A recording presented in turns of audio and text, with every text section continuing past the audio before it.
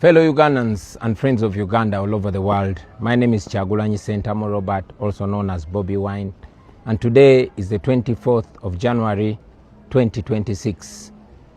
It's exactly 8 days since I escaped from my own house following a raid that was carried out by the military and police at my home on the orders of Muhoozi Kainerugaba, Museveni's son, and the Chief of Defense Forces.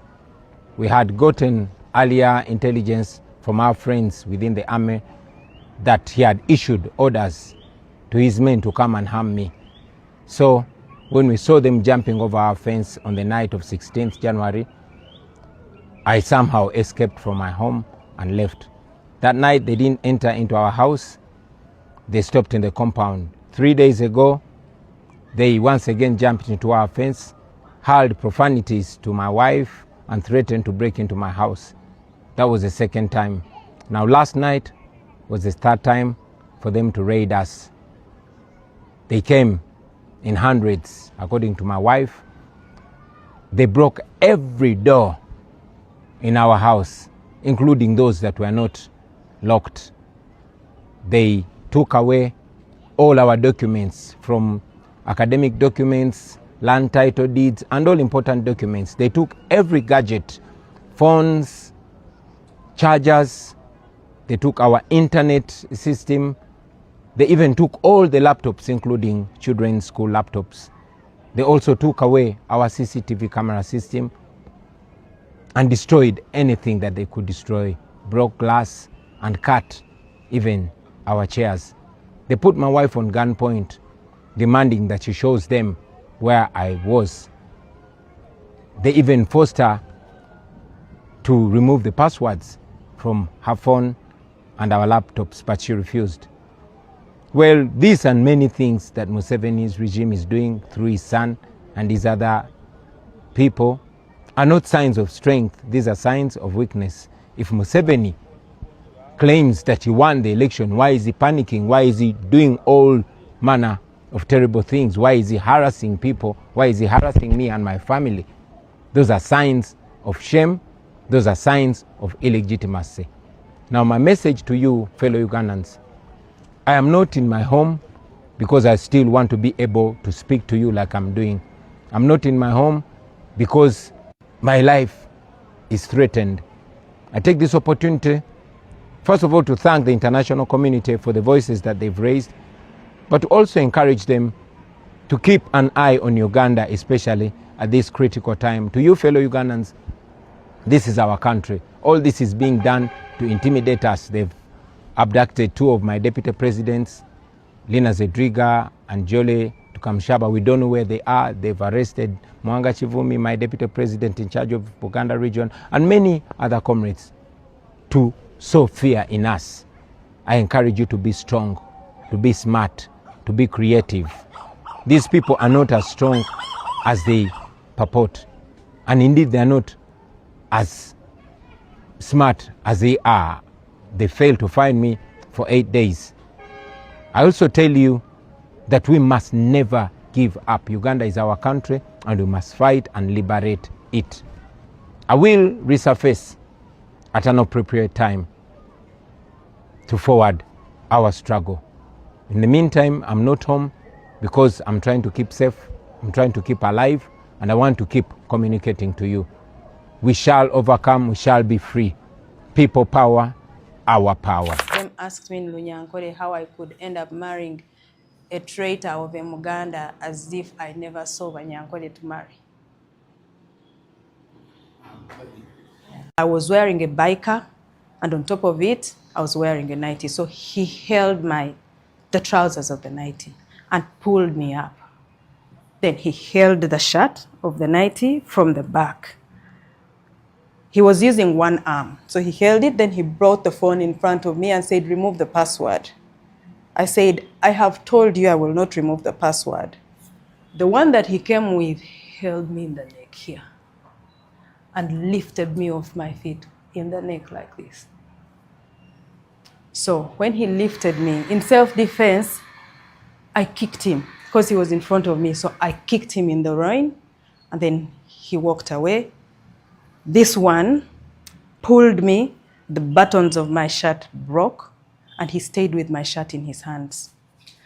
Now, I just walked away from them and went and stood in one corner. But remember, this is a house full of men. Some looked away. Some were unbothered. One of them said in Uganda, "Nedda nedda mama muddize essaati ayambale." Then one of them held his hand and walked him out. One of them picked the shirt and said, "Put up your hands and I dress you up." I said, "I can dress myself up. Give me my shirt." Gave it to me. I put it on. Of course, the buttons were not on. And then I sat down. When I sat down, they lifted me again. Now, this time by these, because I plait these when I'm going to sleep. That same man held me by my hair, lifted me up. We have poles in the sitting room, and hit my head on the pole and slit my mouth. So when he hit me, he pulled me down and sat me down. Then he pushed my head and I went down, and they sat on me. I could feel 4 bodies seated on me. Then he said, "Will you give me the password?"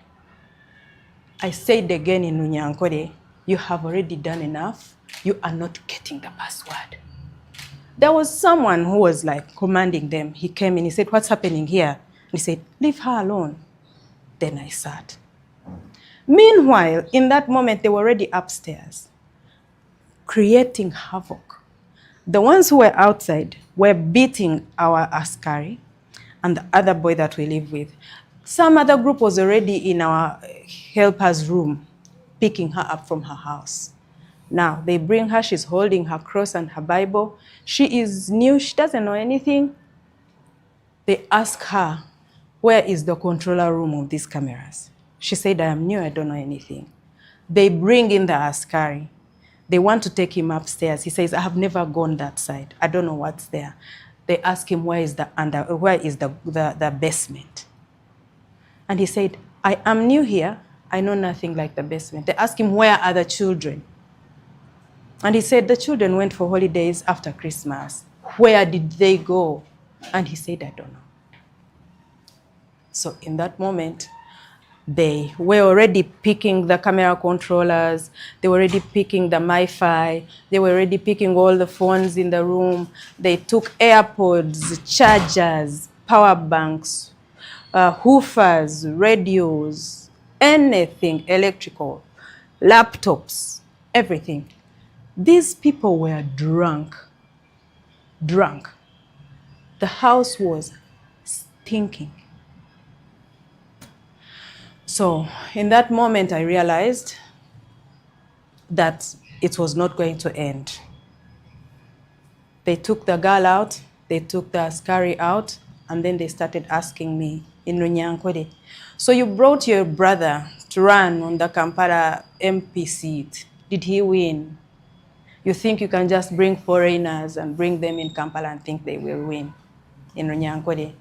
And then another one asked me and says, "Okashwerwa mwinazi w'Omuganda, Abanyankore okota kubareba. You got married to I don't know what they call a mwinazi. What do they call a mwinazi in English? A mwinazi is like a traitor. It's like the worst person that there can be in the world."